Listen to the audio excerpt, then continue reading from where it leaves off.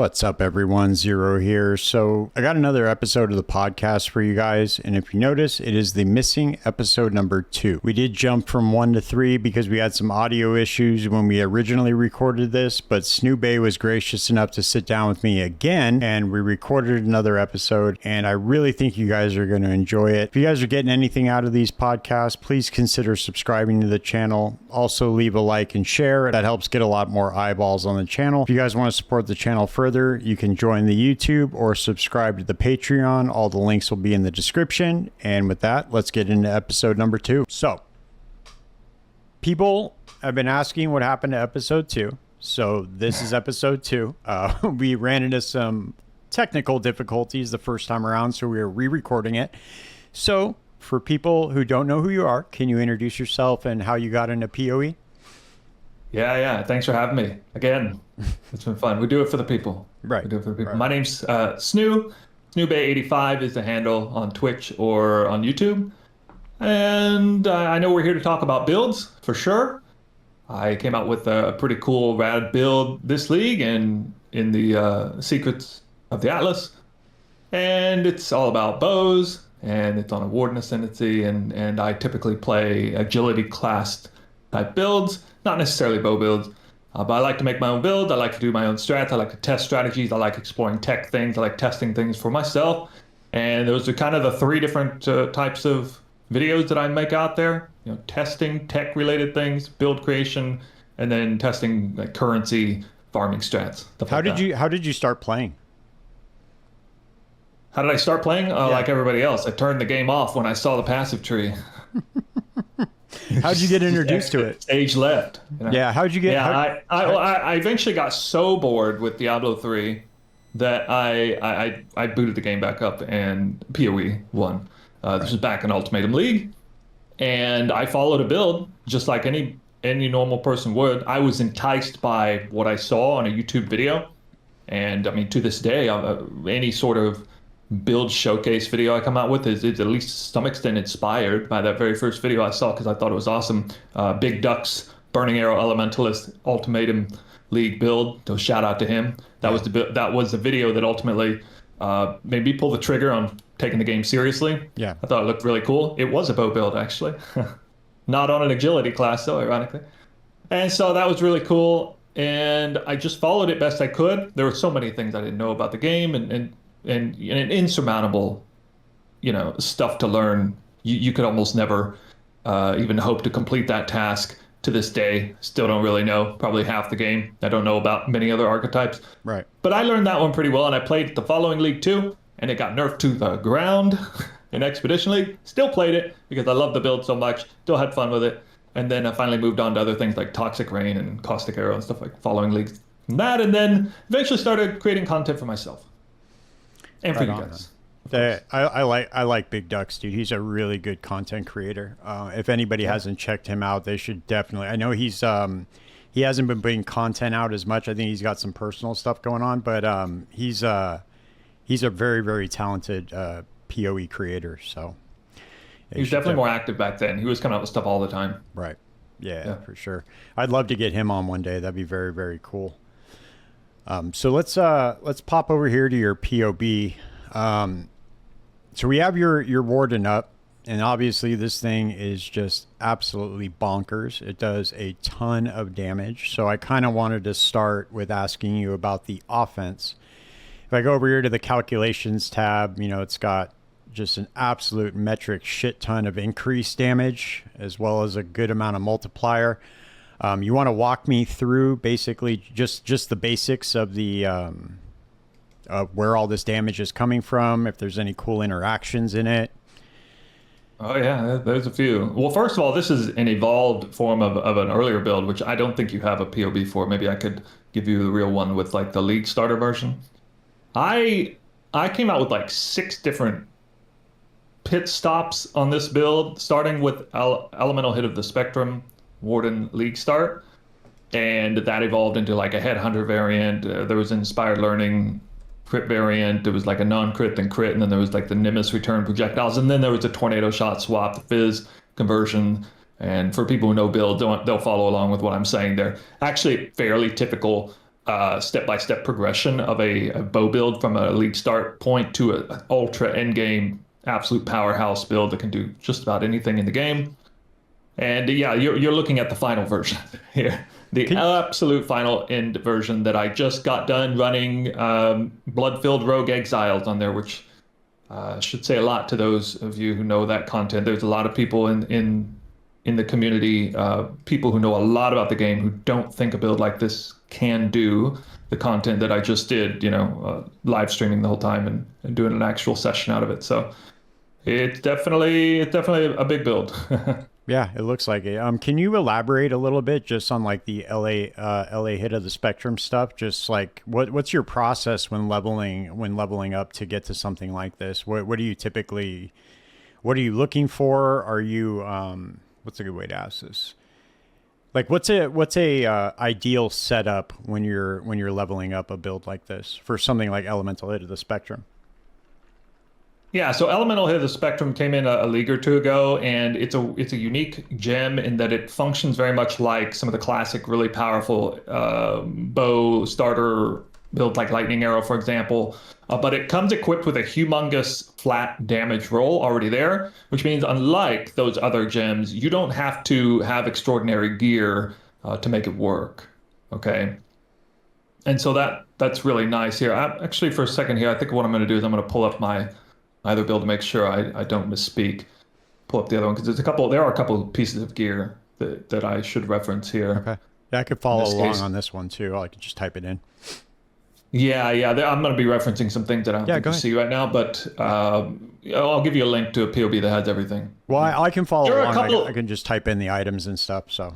Oh, okay. Well, there are a couple of unique items that I built the build around that are unlike what you normally see on a build like this. And one of them was Pain Seeker gloves, and another was Lionized paws. And so there were a couple of unique items. I actually got trolled a little bit internally in the community for adding these items because people love to hate on deviations from an age-old meta on bows. Why are you using these weird items like that? But there's a very good reason for that, and it's because of the Warden Ascendancy has Oath of Winter, among some other things. And this allows you to freeze when you do even a decent amount of cold damage, especially if you're doing a lot of cold damage. And at League Start, you're not going to be doing a ton of cold damage because nobody's doing a ton of damage at League Start. But one thing you can do is you can run a gem like Elemental Hit of the Spectrum, which has a huge flat roll of fire, cold, and lightning automatically. You can maybe give it a little bit of extra cold damage with things like Ahuana's Bite, Quiver. And then you can improve its the efficacy of that cold, that freeze capacity with gloves like Pain Seeker, which give you up to 200% more capacity to freeze, so to speak. And so essentially every cold hit you hit has triple the freeze threshold, which counts towards the Hoarfrost mechanic as well as actual freezing with that ascendancy point. And it makes it so that even at the weakest stages of the build, you are hard freezing almost everything in the game. Okay. Even bosses that in certain sense can't be frozen, but they can have their action speed reduced by 50%, which makes the fight so easy when you do that, especially for like bosses that are maybe a little bit mechanically challenging in the timing windows of DPS. It not only makes it easier, but it gives a class that struggles to find DPS windows a much wider window. And so it actually has a compounding effect on making the fight easier. It not only makes it easier, but it makes it much shorter because you can actually stand your ground and just fire arrows more. And this was something a lot of people don't take into account when looking at something like this. Path of Building doesn't really necessarily tell you the DPS uptime that you have in a fight, but this is just one way you can cut corners there. And so that's what Pain Seeker gloves for. It also really helps with the Scorch because there's the Oath of Summer Ascendancy that gives you double Scorch, and so that's going to profoundly improve your the double Scorch that you have there. For Shock, it won't matter as much though. And then Lionized Paws was a cool way to get a pseudo 6-link into the build, which it already has up to 2 other 6-links. But this allowed me to put an extra link, and I believe in this particular link I was able to get Element of Weakness in the build with Bone Chill on top of Ahuana's Bites, like double time monsters take increased damage, just loading up a whole bunch of extra monsters take increased damage. I didn't have Culling Strike in the build at the initial point there, and so that's in there as well, Culling Strike support. And so yeah, it's a lot of power when you have you know, many of you know about Mana Forge arrows and how strong those links can be. This is kind of replacing what would be a half-baked Mana Forge arrows with a full-blown 6-link that is kind of just baked into it. Cool. So let's go back to the current version of the build. So what exactly is this thing doing to get to 750 million DPS?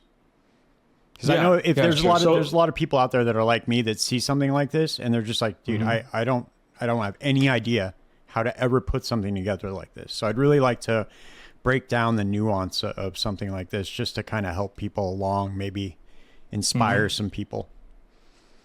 Just to put this into perspective a little bit, this is a well-timed question because just a couple days ago, I looked at somebody else's Path of Building who was following the build I'm running, and they basically had every single piece of gear that I have except worse and no mirror tier gear. Like they had a decent bow, like a decent crafted fizz bow, but in the end, I plugged in like all the configurations, everything, and they were doing about 1/10 of the damage that I'm doing. Right. Even though their build looked very similar, and that's just goes to show the power of scaling that this kind of build has.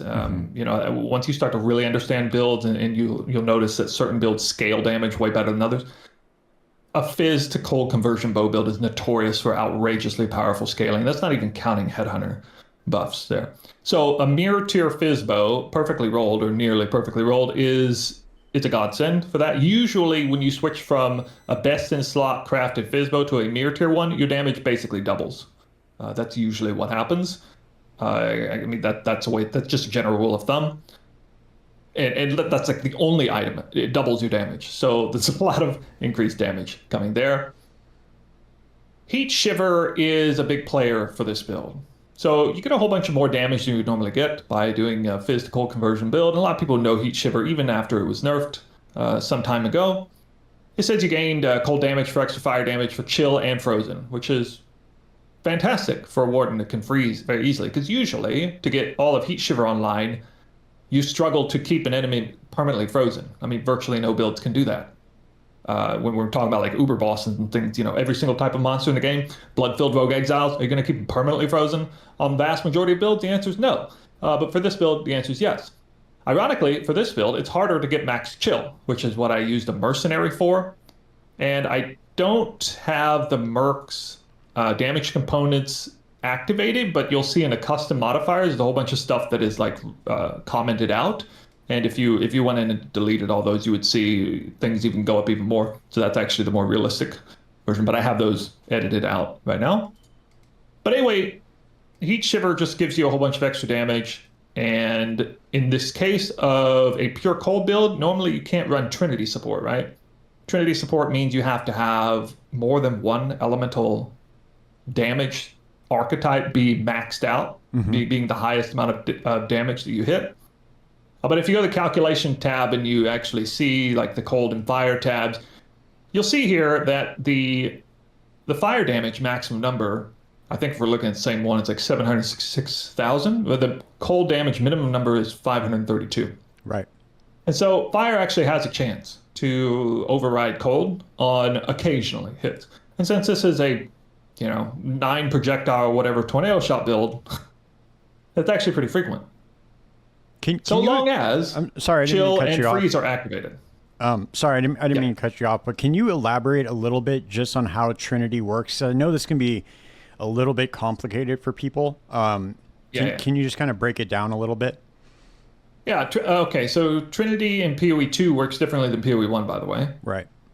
And so I'm not going to get into detail about POE 2's Trinity. I think it's more restrictive over there. But in POE 1, it does not mean you need all 3 elemental ailments. It just means you need 2. And you need, within a 4-second window or whatever, you need the top end elemental damage of a particular hit to be one element and or the other. You have to like flip back and forth. So you can have like, if you hit, let's say you hit 100 times a second, you can have 399 hits maxed out at cold, and for cold to be the highest damage, so long as at least one of those hits is fire, in the case of this build, within a 4-second window, your Trinity's fully activated. So you just got to think about how often you're attacking, how many hits are actually going out, and what is the variance of like the top end damage on one versus the low end damage of the other, and does it have a reasonable chance of happening? Usually you just have to actually play the build to know for sure, but you can kind of tell in like the calculation tab here in POB, again, if everything's active. Okay. Does that help explain? Yeah, absolutely. Yeah, a lot better. Cool. Yeah. Yeah, I usually run Trinity builds, generally speaking. And of course, there was a time I didn't know anything about how that worked and just kind of assumed it was working, and sometimes it's not. But right. You'll see the icon in the top left-hand side if all three of them are activated. Yeah, it has the dots, right? It like lights up the dots by the elements, and it's like, yeah, okay, all right. Well, if you're doing any elemental damage, two of them will be lit up. But in order to take the full capacity of Trinity, you need it fully activated. There's a huge difference. It's like the difference between doing 50% more damage versus like 15% more damage or something. Yeah, if it's active big. Versus not. So it is actually really important to make sure that is active in if you're doing a build. Otherwise, you should be using a different support gen.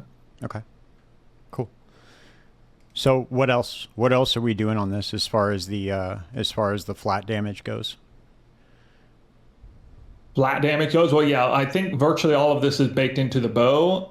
There's a lot of percent as extra. You got hatred in there. It's a whole bunch of extra cold. A whole bunch of extra cold is fire in Trinity, or rather in Heat Shiver. Right. And then a lot of percent more multipliers to the support gems and everything there. I don't see a huge source of flat damage outside of the main bow, which is very different than with Elemental Hood of the Spectrum, which is like triple ailment or triple element, like flat elemental damage build. And there is a tornado shot triple element flat build that exists out there. It's not something I made this league. I did get asked some questions about it. It is viable, less powerful generally at the high end.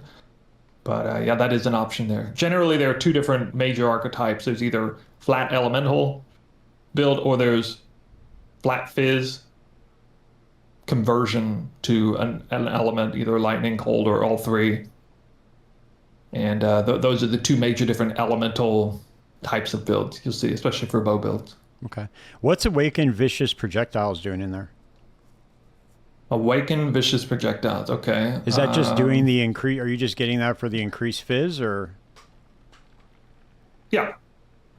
Yeah, so this comes with a penalty of less projectile attack speed, which definitely hurts the attack speed, but the build is so unbelievably fast because of the tinctures that's strong. I didn't really talk about tinctures. They're not giving flat damage, but if you were to just go in and turn off the tinctures, you would see an enormous drop-off in, like, say, attack speed, for example.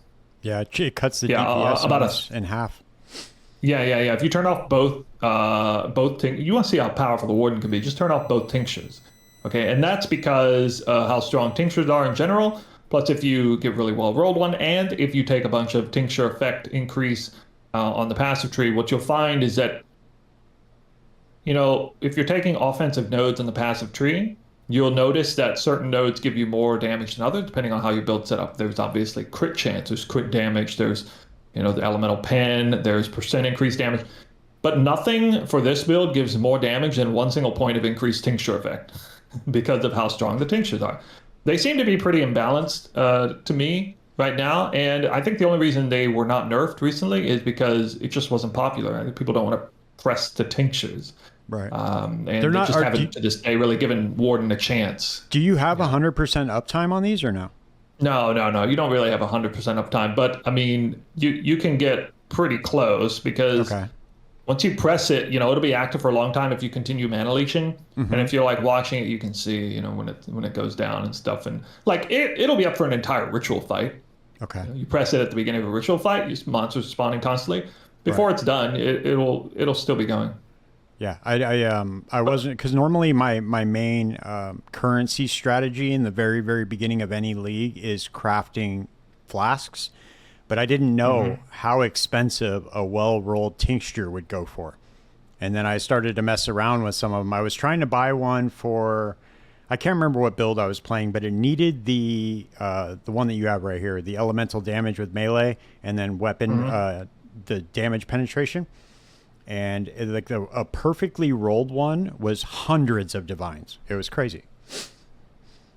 Well, were you looking at one with above 20% quality? Because Yeah. the game is, yeah. So, people go goo for like 29% quality body armor or whatever. That is nothing compared to what a tincture does Right. when it's percent increased quality, because tinctures, the tinctures don't increase the duration of a flask like a flask quality does. They increase the effect, they increase the numbers, like the raw numbers of the tincture, which is absolutely insane. What that means. And it seems to have a compounding effect of like, percent increased effect. So you get a double multiplicative effect by rolling it with percent increased effect and a higher than average or higher than with normally accessible quality on it. Okay. Cool. So, let's see. Is there anything else just as far as like the jewels go before because I want to kind of hop over to the offensive side of the skill tree. Is there anything else just as far as the jewels, any cool interactions you got going on here offensively? Well, you have to get 100% conversion somewhere. So the Watcher's Eye has 40 and the rest is in the gloves for a perfect 100%. So that's nice. This Watcher's Eye is unusually good because I don't even know how many divines I spent on this, 100 or more, 200 divines to try and get a divine this well. And it has 2 separate damage rolls to precision. Now, normally I would probably get 1, but not necessarily 2. Kind of lucky there. Yeah. The Forbidden Flesh Flame Jewels just allows me to get 5 Ascendancy points instead of just 4. Mm-hmm. And then, Unnatural Instinct is kind of a commonplace over there. You get phasing and some damage over there. Nothing too crazy. And then a very typical Thread of Hope, Massive Wheel is there as well. And then the Brutal Restraint's kind of an interesting one. A lot of people are kind of stuck in the mindset of Lethal Pride is best in slot for bow build. Mm-hmm. It's actually not. I checked up to, I think, 4 double damage rolls on Lethal Pride, and it did not out DPS this Brutal Restraint seed. Oh, wow. For this build. So are you going for double damage rolls on the let me see here. No, there's no double damage roll. Oh, there's not. Okay. Yeah, and normally that's kind of good, like if you're scorching or you're trying to freeze or chill or whatever, but I don't really have to worry about it too much for the Warden Ascendancy. But there's just so many really good rolls on Brutal Restraint that affect a build. Like the increased effect of non-cursed auras, I think is one of the best ones. Mm-hmm. Movement speed, obviously super premium. There's attack speed, there's crit chance, there's projectile damage, elemental damage. There's a lot. Cool. There's a lot of really good ones. As opposed to Lethal Pride, which only basically has 1, pretty much in that double damage. So that's like the perfect segue actually to hop over to the skill tree. So what do you have going on here as far as offenses go? Like what's your main, what do you want to call them? Like what's the main focus here? Because I know a lot of the time, people just focus on just getting some increase. They got some interactions going on in the skill tree, and then most of it is items. But what do you got going on here? Yeah, the passive tree, the biggest things the passive tree are doing here is filling out the crit chance to try and get nearly capped. Again, Headhunter build normally, so it's at 95%, but yeah, that's there. And then the other thing is, as well as crit damage. So getting a lot of crit chance and crit damage nodes there. If you were to just remove all the crit wheels, you would see the damage plummet dramatically. Mm-hmm. As well as the tincture effect, which we already mentioned. So the tincture effect is a really big one, and that's what's specialized with the Warden.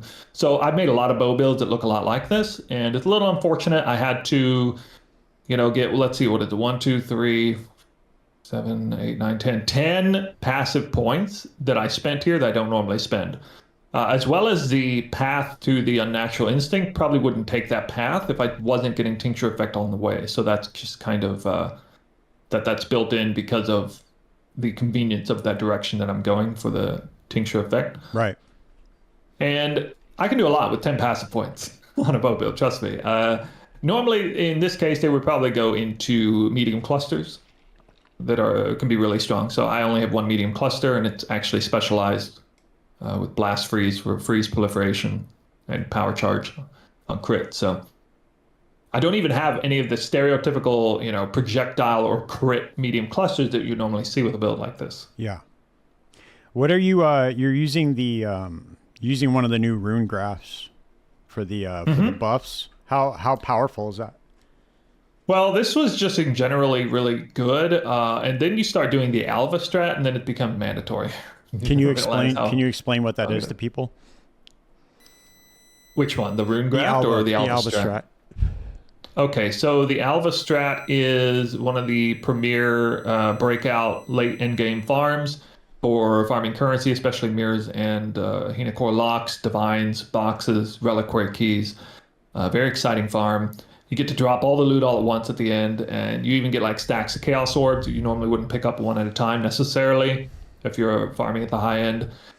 And this strat involves making everything magic monsters in there, which is pretty easy to do with a couple of scarabs and no bloodline scarab needed. You can make every single monster that spawns in there magic. You can run beyond to make extra monsters that spawn also magic, magic or above, meaning magic or rare. And then we use the evolution shrine to kill magic monsters, make them evolve into rare monsters, and then we kill the rare monsters with the Beyond Scarab of Invasion. We make them break down into more magic monsters, Beyond monsters, which then you kill, which evolve back up into rare monsters, and it's a sort of self-perpetuating farm that just creates an unbelievably high amount of magic and rare monsters that eventually runs out of steam because Beyond can't spawn itself in every capacity, so it's not a literal endless stream of monsters. But it creates an unprecedented number, and we've heard of people spawning up to like 800 or 1,000 rare monsters per map doing 4 alvas, which is pretty insane. Yeah, it's nuts. Now, Beyond monsters are typically not worth as much as a regular monster in a map, so they're not like exactly premium, but they're still, it's a quantity over quality thing. And if you build a strat up with Beyond in mind, with enough skill effect duration or buff increased duration or debuffs, buffs expire slower. You can make that evolution shrine last longer with like the Gall Helm and this rune graft in particular. There's a unique shaper amulet. There are many different ways actually to increase the duration of shrine buffs on you. Okay, cool. And then you also have a bunch of tattoos, and these are just going for stun immunity, some spell suppression. Spell suppression to get capped, because it was just convenient to do. At this point, they're not all that expensive compared to everything else in the build. Right. By the way, the budget of the build probably like, I don't know, like 5 to 10 mirrors, depending on how much stock you put into like certain double corruptions and things like that. Right. What I mean is like you could get virtually the same amount of power in 5 mirrors as you could in whatever I paid, like 10 mirrors with this. Projectile speed for the extras that I don't need anything else for, and then it's basically just projectile speed and increased chance to avoid stun. So I want to cap that out too. Very important to cap out suppress and stun avoidance. On a bow build like this, what would you say is the best approach to kind of, let's say, people that are newer to creating builds? What would you say, is Tornado Shot an easy skill to scale? Is it an easy skill to work with? Do you suggest people try a different skill? What would you say is your verdict on that? I would not say it's an easy skill. I wouldn't use the word easy and Tornado Shot in the same sentence, generally speaking. I would say it's a very capable skill to scale. It's a tremendously powerful skill to scale, but it's one of those kind of skill gems where you need to know a lot about the game to really maximize its power, to understand like things like shotgunning, things like fork, chain, attacks per second, as well as the normal stuff. Could you need to know about how to like make a build. Could you elaborate on that a little bit? So what about Tornado Shot makes it so I wouldn't say complex. Well, maybe you could say that, but what about this skill makes it so good to use? Can you kind of elaborate on what the shotgunning does and all that stuff? I know it's not there are not very many skills, but there are not very many skills in this game that shotgun, and that means that when you have more than one projectile that shoot out, it actually does the amount of damage based on how many of that particular projectile hits an enemy at a time. Another skill that projectiles, or a skill that doesn't shotgun is, Elemental Hit the Spectrum, for example. And it even has AoE.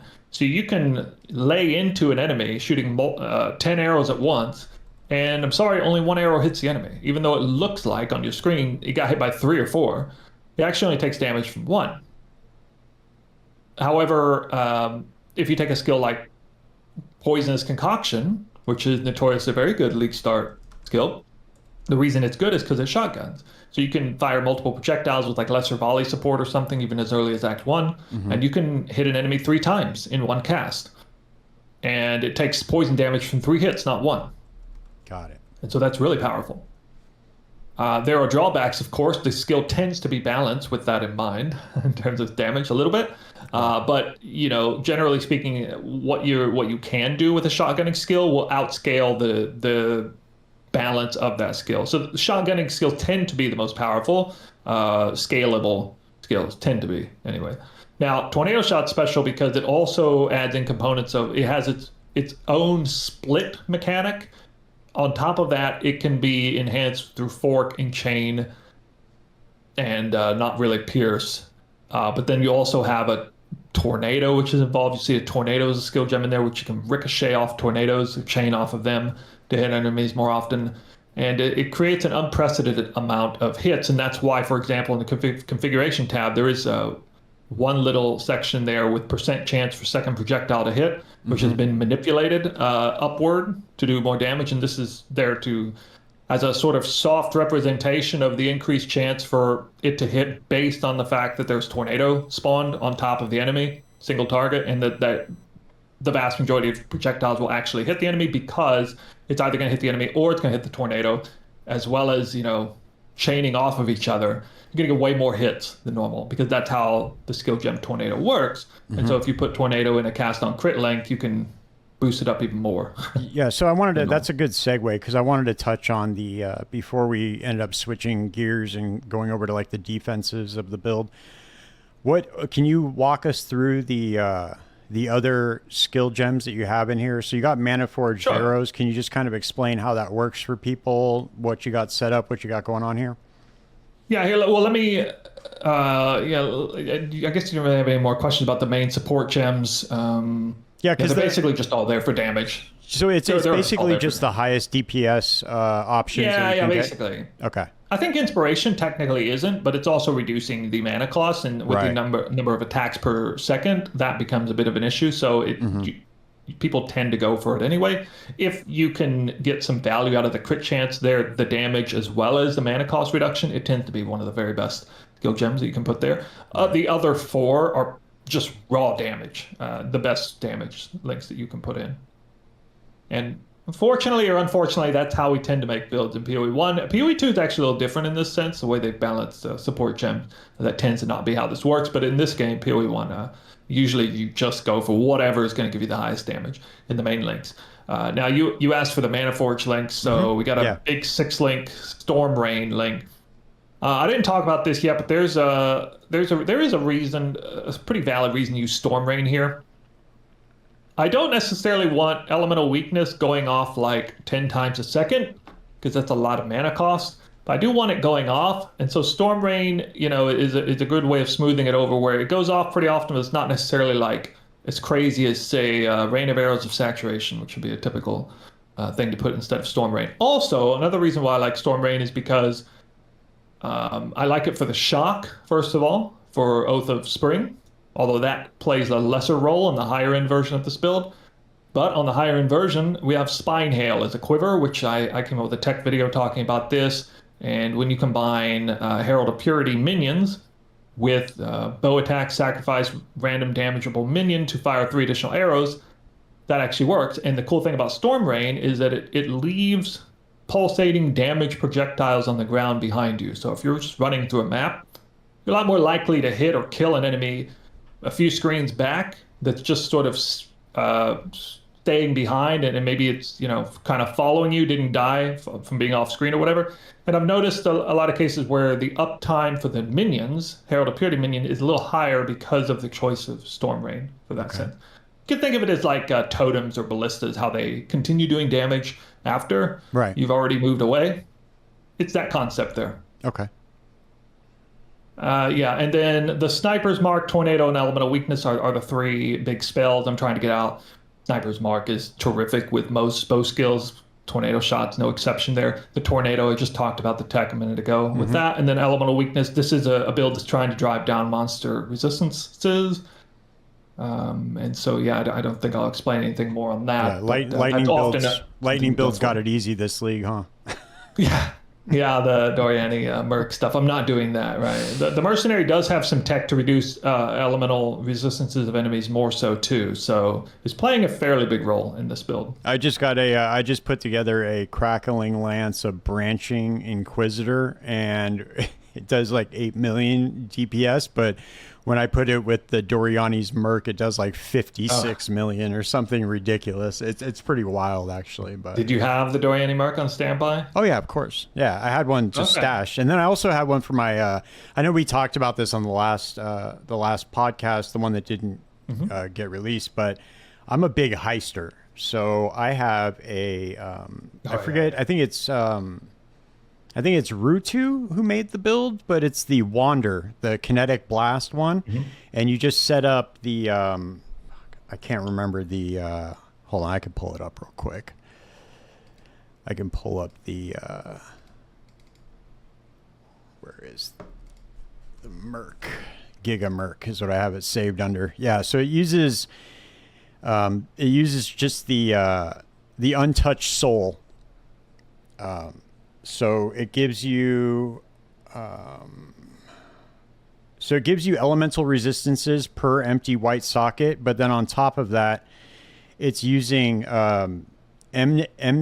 Enmity's Embrace. I think that's how you say that, the Vermilion Ring, where the damage penetrates fire resistance equal to your overcapped fire resistance.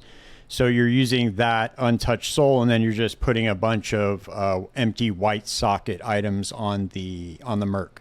So it's getting a huge damage penetration with fire, and then that's a new ring, right? Yes, I believe this is 3.26 exclusive. I think I might have seen it once before. I'll send you the once we hop off of this, I'll send you this POB for the Merc. It's actually pretty cool. Some pretty cool tech that's going on with this Mercenary, but it's pretty badass, man. So what I do on my Heister is, because my Heister does no damage. It just has Void Sphere. And it has Frost Wall just to kind of deflect enemies away from me. But with the Mercenary, I can finally have some damage. So I just run through and my Merc just kills everything. You're the support? Yeah, I'm the support. So I'm just there to grab the Simplex amulets, and that's it. The Mercenary handles everything else. So getting carried. That's anybody who knows me knows I don't even like using ballistas and totems generally, or minions, because I like doing everything myself. I like to self-cast.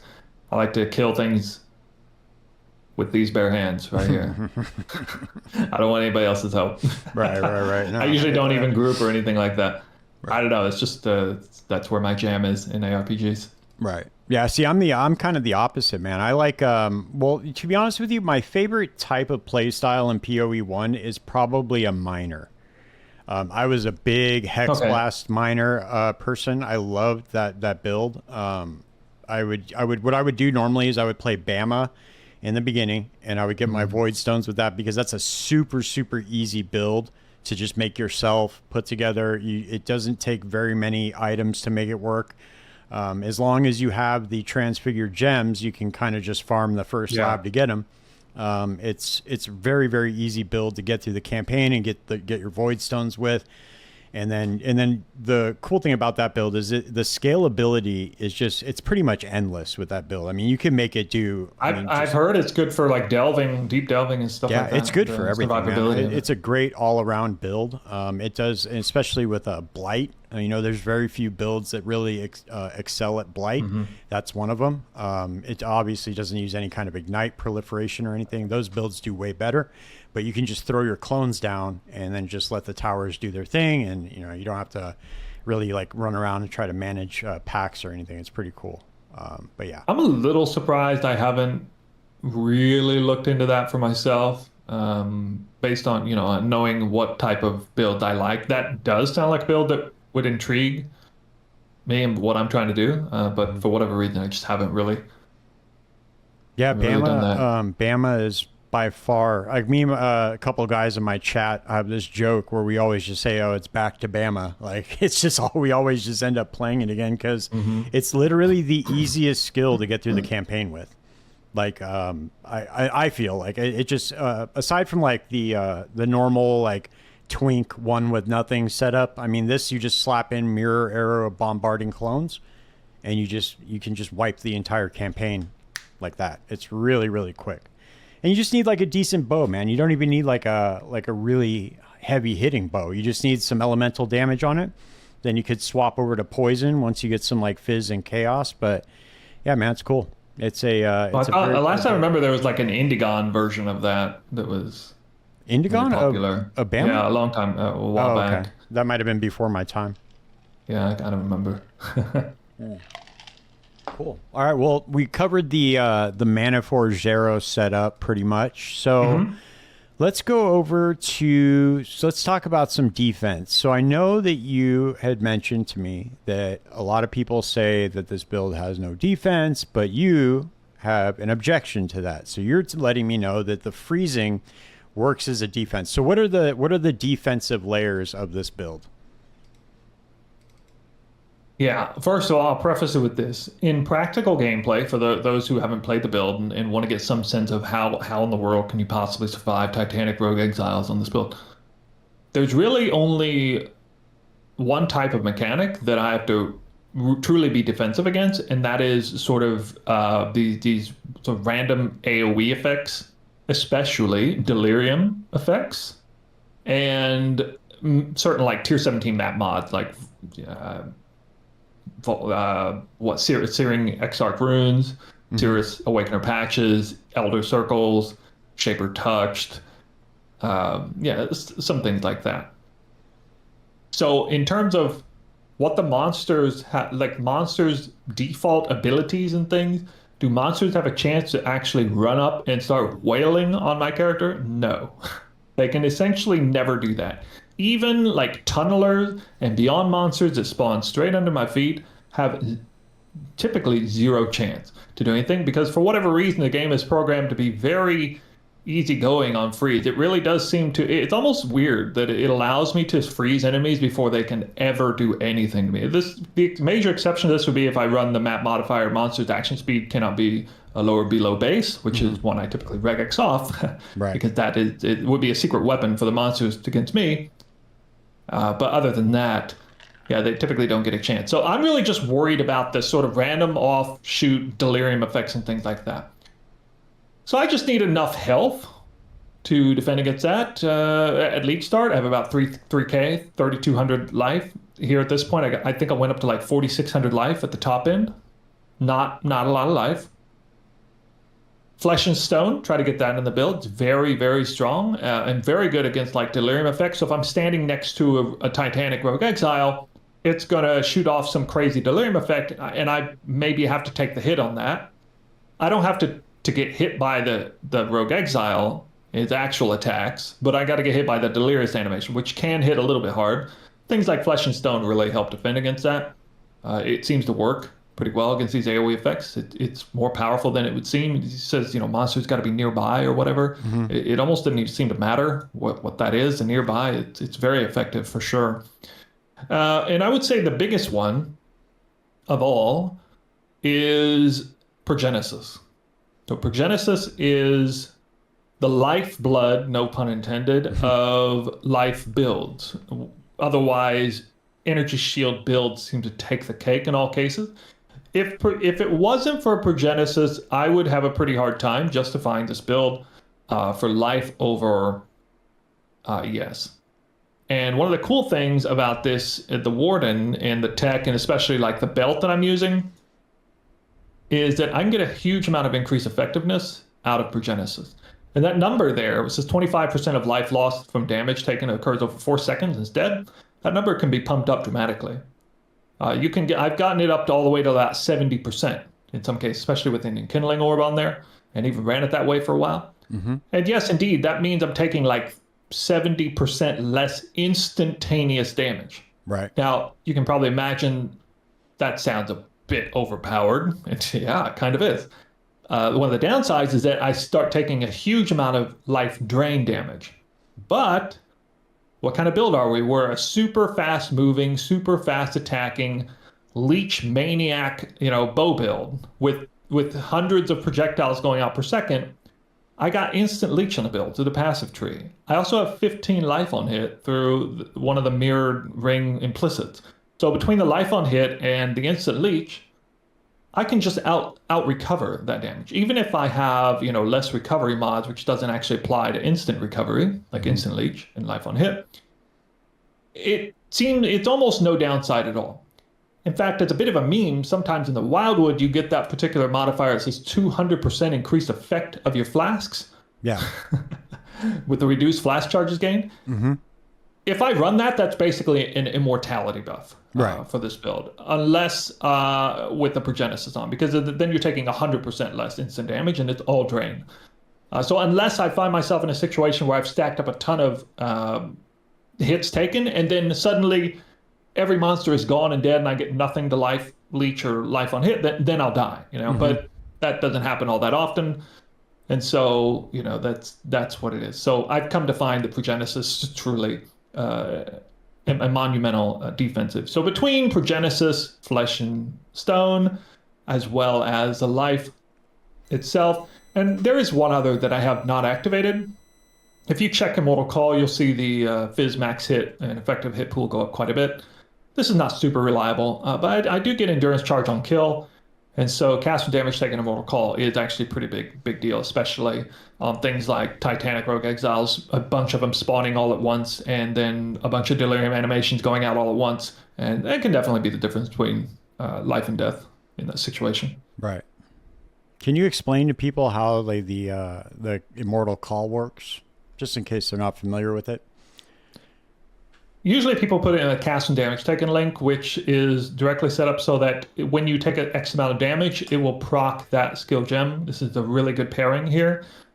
And it's something I've used a long time. Some people like to run Steel Skin or whatever to front load a defensive buff. I'm a bigger believer in Immortal Call, especially if you're not that concerned about bleed, which again, I'm not, since I'm a life leeching maniac machine here. I'm not that concerned about bleeding. I'm not bleeding me. I don't really care. It never kills me, essentially, on this build.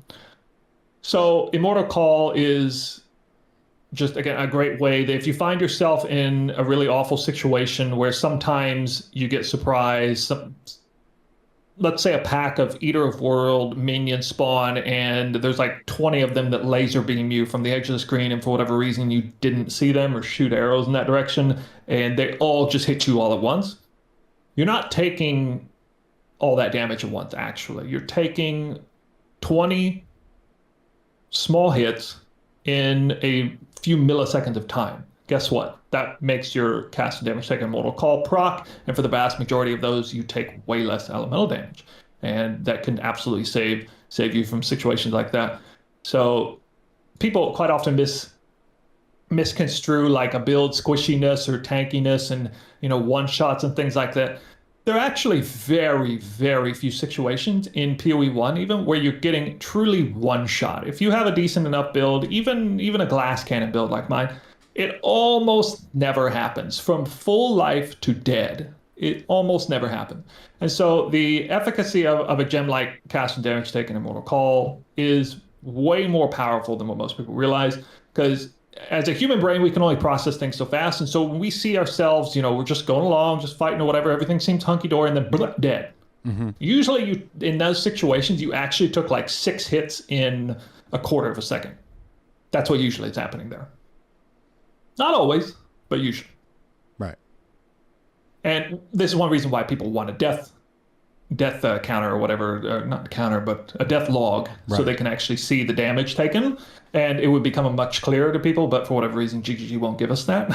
So maybe we'll never know, but I assure you, after having played ARPGs and builds like these for ages, that's what's usually going on here. Well, Last Epoch has one, and it works really well.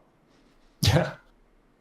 I don't really see. Last Epoch's a good game. Yeah, it'll let you know the element that killed you. I was just talking, I've been trying to, anybody that ever comes into my chat, I try to push Last Epoch because I think that, I'm pretty sure it's just the graphics that kind of throw people off on it. But I I love that game, man. The systems in that game are absolutely incredible. You gonna play it? Oh yeah, before 100%, 100%. I was looking. I probably would if it wasn't for the timing. What, as far as like POE 2, you mean? Yeah. My priority is on POE 2 0.3. Sure. Right, but it comes out a week before though. You'll have time to jump in real quick.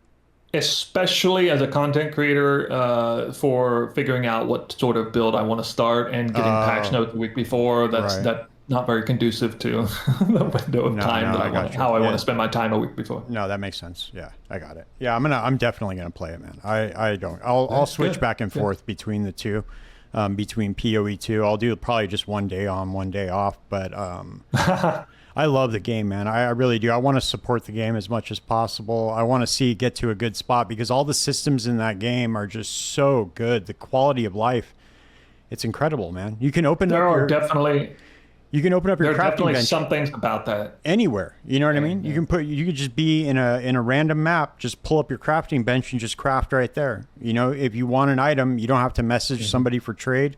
You just go to the bazaar and you search for it. They're improving all that in the next patch. So, you know, we'll see what it looks like, man. I just really hope that they work on some of these end game systems, because if they get a good end game system, it's going to be a serious competitor, 100%. Because I love that game, man. It's really good. Do you have any other questions about the build? I think we've about covered it. There's a lot of deep questions. Yeah, no, for sure. Yeah, I mean, you did. That was amazing. You pretty much covered. I wanted to ask you one quick question though. On the other POB that I had, so I have Snooze, Warden, the other one that we had gone over in the other podcast. I guess this is pre the final version of it. How come the effective hit pool is so much bigger in this version? Because this one, it's 100. I probably just left Immortal Call activated. I bet you it's something like that. Okay. I was wondering why there was such a that might have been. I could have been running a more EHP variation of the build too. I think at one point I had higher life pool. Okay, yeah, it's active, and then this one has 4,200 life. Okay, so yeah, I wanted to ask you about that was the last question I wanted to ask you about the build, was the leech, right? Obviously, that's a huge defensive layer. Where is all this leech coming from? Is this all from the tree? Yes, so that is an interesting question here. There are 3 passive points. Mana leech, 0.4% of attack damage leech as mana, and then 0.5, and you get some max mana. So you can see a lot more mana leech coming on there, right? And they got 5% instant leech. So where is the life leech? Well, it's coming from the large cluster jewel. A whopping 0.4% of attack damage leeches life. That's it. So 0.4% of attack damage and 5% of it instant leech is an insane amount of leech when you're doing this much damage. Right. Correct. That's the caveat, when you're doing this much damage. So to me, the way PoE 1's leech is completely out of whack. It's totally imbalanced, outrageously imbalanced. They did a better job in PoE 2, by the way. With leech, it seemed more reasonable, and like you might actually care about having more than one iteration of leech. Could be somewhat meaningful. In this game, you basically need, you could have 0.00001% of life leech and you'd probably just be like, instantly full. I don't know why. The game's just balanced whack around leech, so yeah. And then life on hit is kind of overkill, but it's there in case I get like the no leech mod on maps or something like that. Right. So so what would you say, I forgot to follow up on this question earlier. So for people that want to put together, obviously not a similar build, but if people want to go with the bow archetype, what skill do you recommend for people that are new to creating builds? They have some game knowledge, but you know, they run into a wall when they're trying to create their own builds. What's an easily scalable like bow type skill? Well, I mentioned earlier skills like Elemental Hit of the Spectrum especially. It's probably one of the most dummy-proof skill gems, because even if you screw everything up on the first form of scalable damage, which is your flat damage, it's gifted to you automatically, a ton of it. Right. And so it's scaling just the same way spells scale. Just the flat damage scales with the level of the gem, basically. Lightning Arrow traditionally has been very strong at scaling. It's just been a strong gem because of how it interacts with it. It has a chain and AoE component baked into it. It's always had great clear. Not necessarily amazing single target. but it typically been a pretty safe choice as opposed to Tornado Shot, which is not a safe choice, which is one you should grow into, shall we say, as a build creator. There's another skill gem that's really strong and great for newer players, and I mentioned this I think at the very beginning of the video when I said, what was like the third league round, I did like Toxic Rain and Caustic Arrow. Okay. So that one's different and it scales a lot differently, and it's really not super highly scalable, but it is a more dummy-proof skill gem to work around, and it deals with not poison, but just chaos damage over time. There are a few confusing components about it, but it is the kind of thing where you can't mess it up royally, even if you're not very good or seasoned at making builds. If you try to make a build around Toxic Rain especially, it should be a decently performing build. Okay. I wanted to ask you real quick on the lightning arrow. There is one modifier on that skill gem where it says shocks enemies as though dealing 100 to 290% more damage. What does that mean? That means the same thing that I mentioned earlier with the Painseeker gloves, where it said inflict non-damaging ailments as though dealing 200% more damage. What this does is when you deal, okay, what did I say? 200% more. Yeah, damage 290 at the max. Yeah. 290. Okay, let's just say it's, for the sake of argument, it's 300. So it deals as if 4 times more damage. So if you deal 100 damage, you're gonna shock. Your shock threshold will represent the damage that you dealt at 100. And if you have increased effect non-damaging ailments, then that will be a percent increase of threshold, meaning your shocks will be harder based on the amount of damage you did. So the most important thing is to try to do more damage, because you'll do more damage, you'll kill enemies more quickly, you'll shock them harder, and then they'll take more damage, which means you hit them harder, which means you actually do shock. You see what I mean? Like it's a constant step up the ladder in killing capacity, right?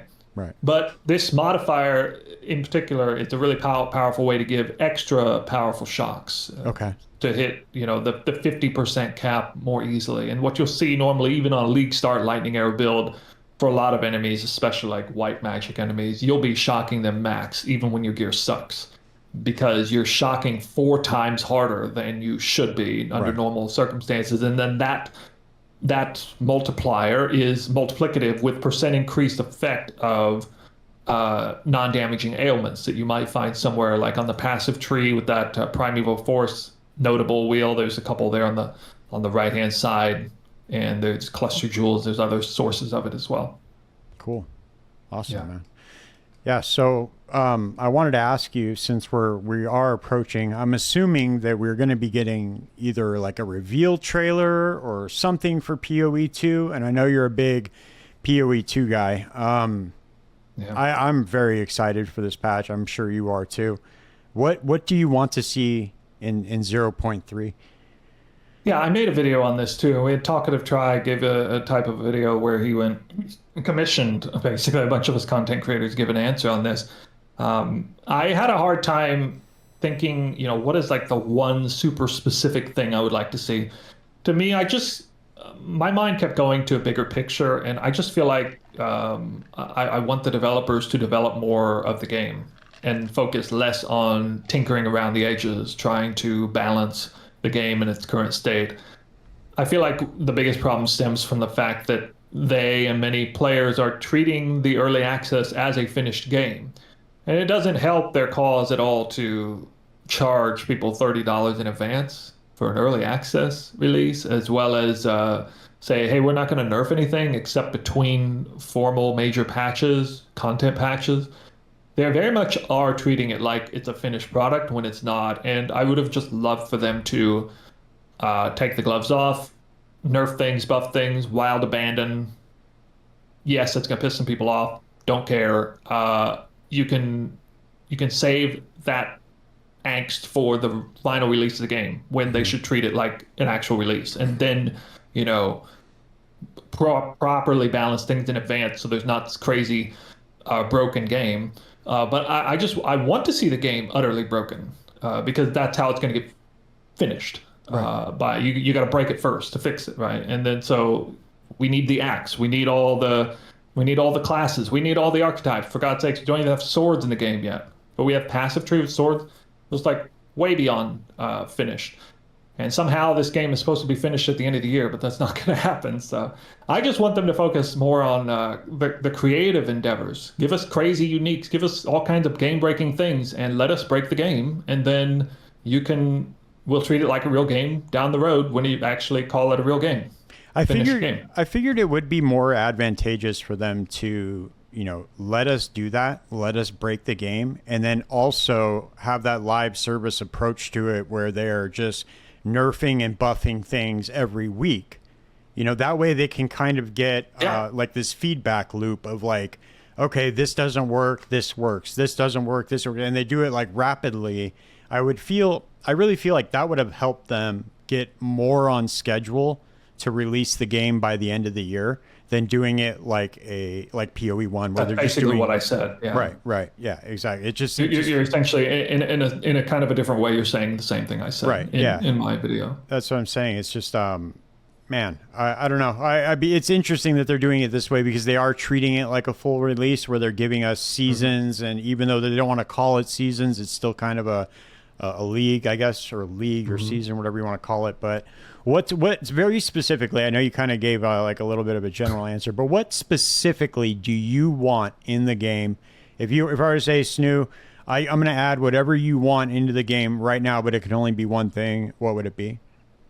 I think the biggest thing they need to do is release the remaining acts. The remaining acts? If they're going to take this long to finish the game, I think the pacing of them finishing the game is too slow. I think a lot of people's angst and issues with PoE 2 revolves around constant updates not coming fast enough, kind of like you suggested, with them focusing too much in advance on balance and then leaving the balance to rot after the fact.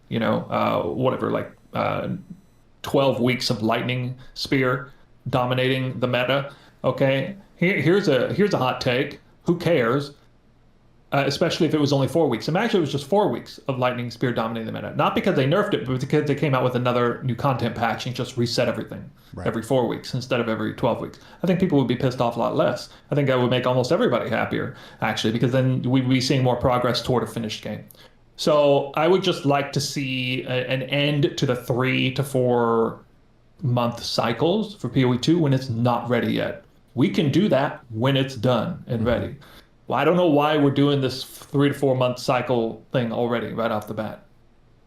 Yeah, it's a strange approach to an early access game, but I think that they just kind of got in the groove, and since they're managing 2 games, maybe that's better for them, just as far as like their workload goes. I know that they had to hire a bunch of people, so we'll see how it goes. Well, they've been talking about the game for ages. They've been teasing it for ages. They came out with ExileCon 2 and then had to delay it even more. Right. And it's obvious that they keep setting schedule and they keep having to push things back. And I think it just got so out of hand that they were like, all right, we're just going to have to pretend this game is finished because we've gone way too long with developing the game. We're just going to have to pretend it's finished even though it's not finished. And we'll just kind of try to tread that thin line of treating the game like it's finished. We'll see. We'll hope that people are okay with it.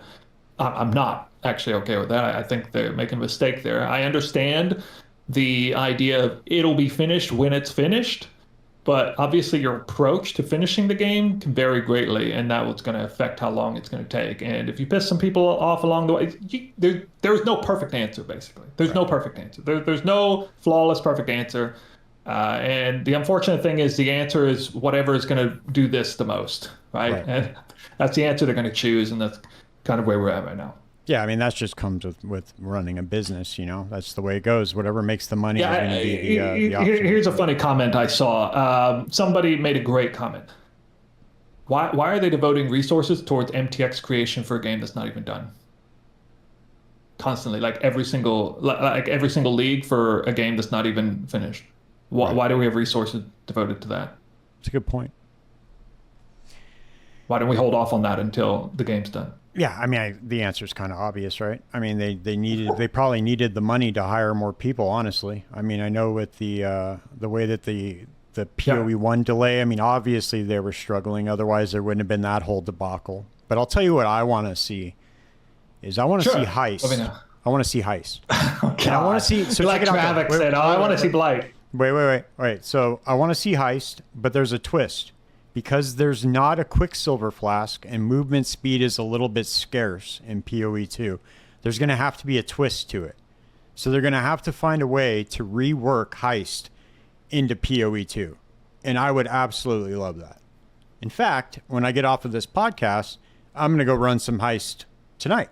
So, I mean, I just love that mechanic, dude. But I really would like to see them, out of all the mechanics, I would like to see them add that into the game. That's my hope.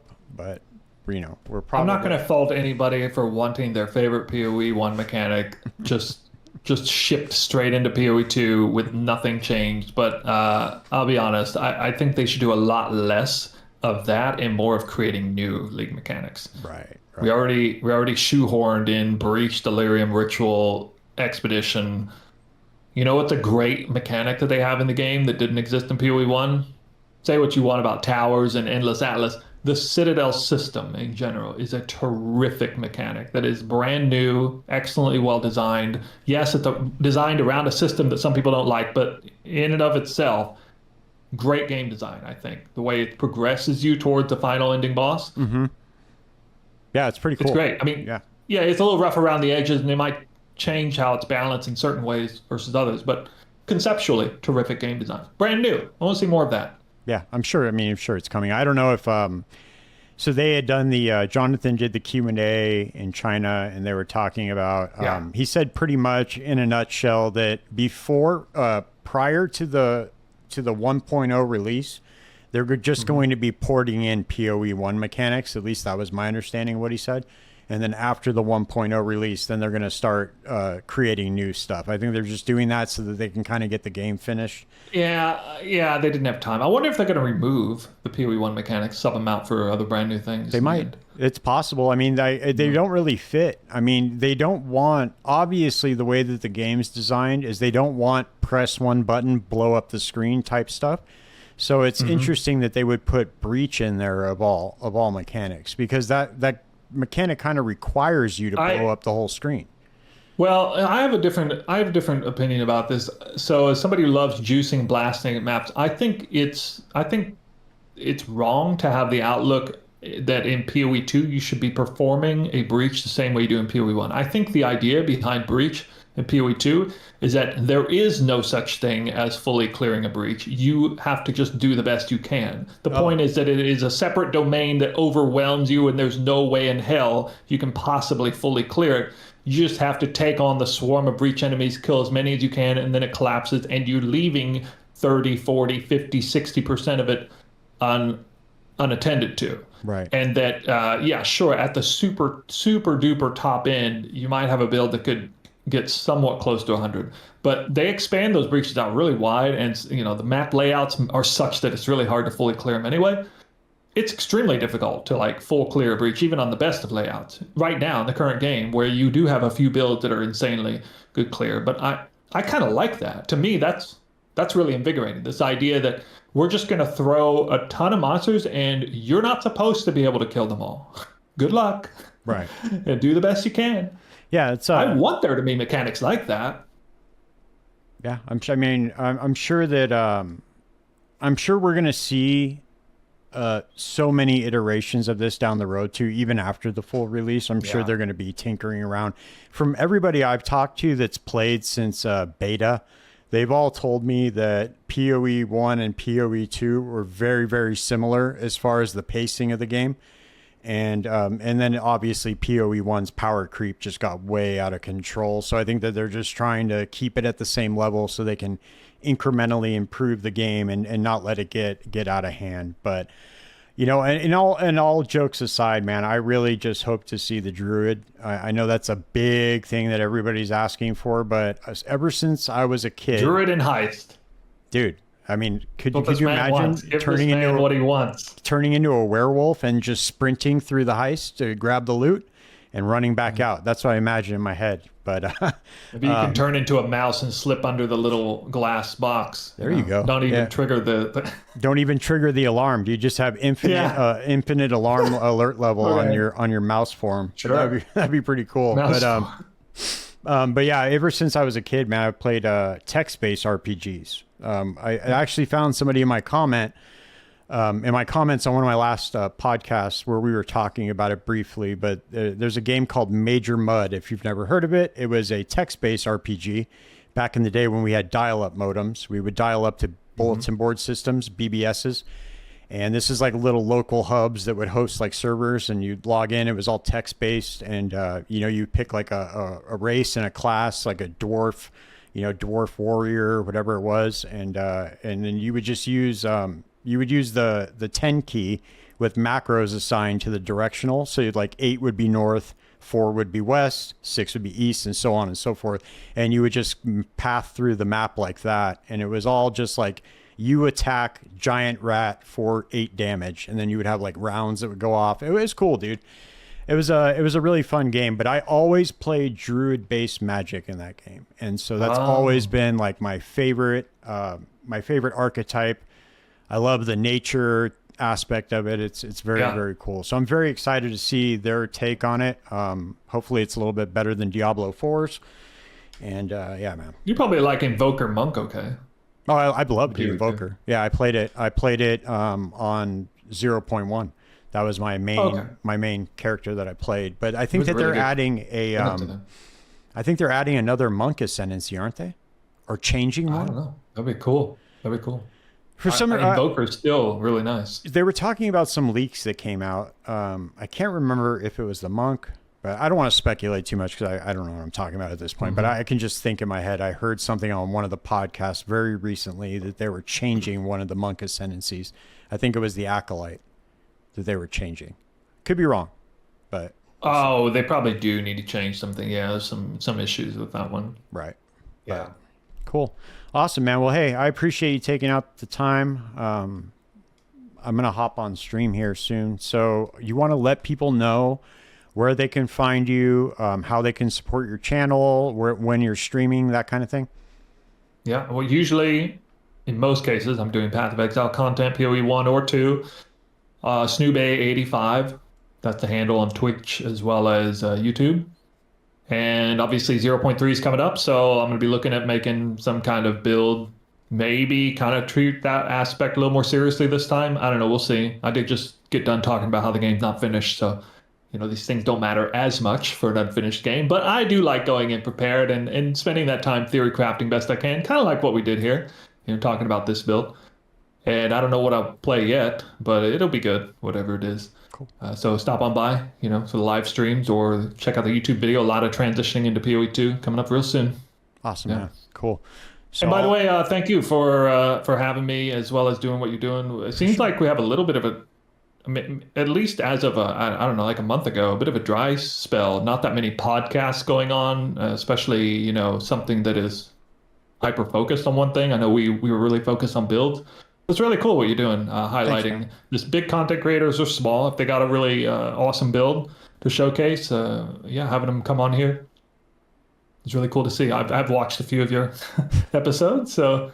I think it's really awesome what you're doing. I know you're kind of up and coming and stuff, so I wish you the best of success and get some more people on. It's a great way to get into it. Cool. I really appreciate you, man. Thanks for watching another episode, guys. I got a lot of content creators scheduled to come up on the podcast. I should be doing these once a week, so stay tuned. Don't forget to subscribe to Snoobae's channel. His link will be in the description, and I will see you guys in the next one. Peace.